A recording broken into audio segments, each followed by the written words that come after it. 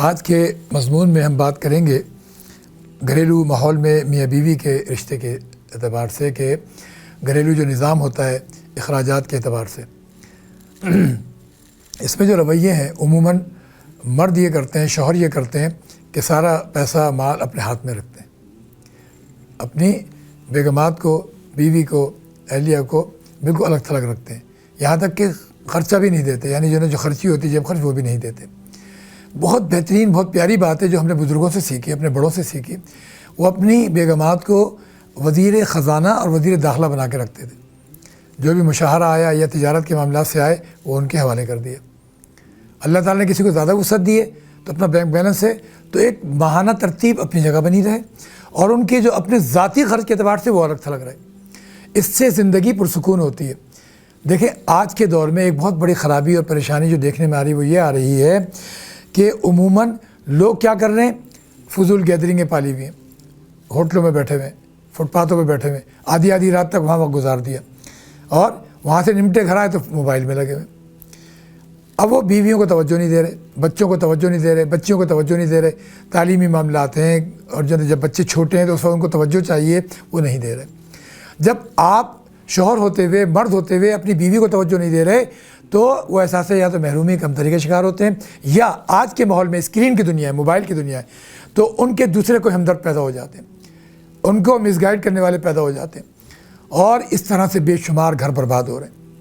بیویاں اگر وہ کسی سے ہمدردی میں دوسرے اس میں لگ گئے تو معاملات خراب ہو گئے، وہ عملیات تعویذات کے چکر میں کہیں تو وہ جعلی عاملوں کے ہتھے چڑھ گئیں، خرابیاں ہو رہی ہیں۔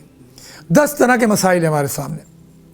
خدا کے لیے ایک دوسرے کو بھرپور توجہ دیں۔ آپ کو کہیں اگر شوہر ہوتے ہوئے کہیں بیٹھنا ہے، اٹھنا ہے تو بہت محدود رکھیں اس کو، لیکن اپنے بیوی بچوں کو پوری توجہ دیں۔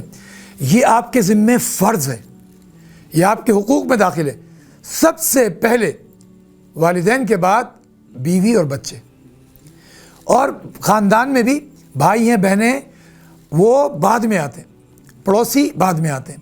سب سے پہلے والدین، ان کے بعد بیوی بچوں کو رکھیں۔ جہاں جہاں معاملات توازن بگڑ رہا ہے، چاہے وہ کوئی بھی ہے، اگر ناحق کوئی چیز کر رہا ہے تو اس کو سمجھیں، بھائی بہن ہو، کوئی بھی ہو۔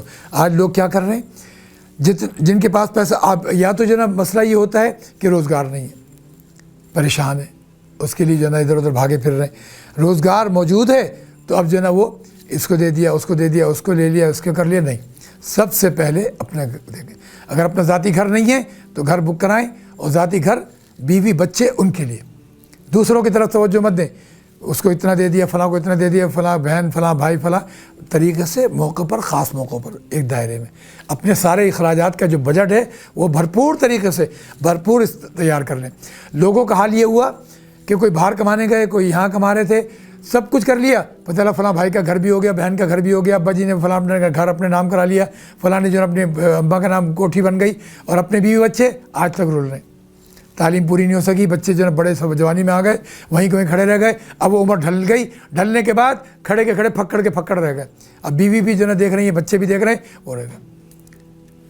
بیوی کو پوری توجہ دیں، بچوں کو پوری توجہ دیں، والدین کو اتنا ہی حق دیں جتنا شریعت نے بتایا، اتنے ہی معاملات رکھیں۔ اخلاقیات سب کے لیے ہوں، اخلاقی معیار میں سب اچھے، اور سب کے لیے اچھے رہیں آپ، لیکن اپنے اخراجات کے معاملات سلسلے، اس میں اپنی بیوی کو وزیر خزانہ بھی بنائیں، وزیر داخلہ بھی بنائیں۔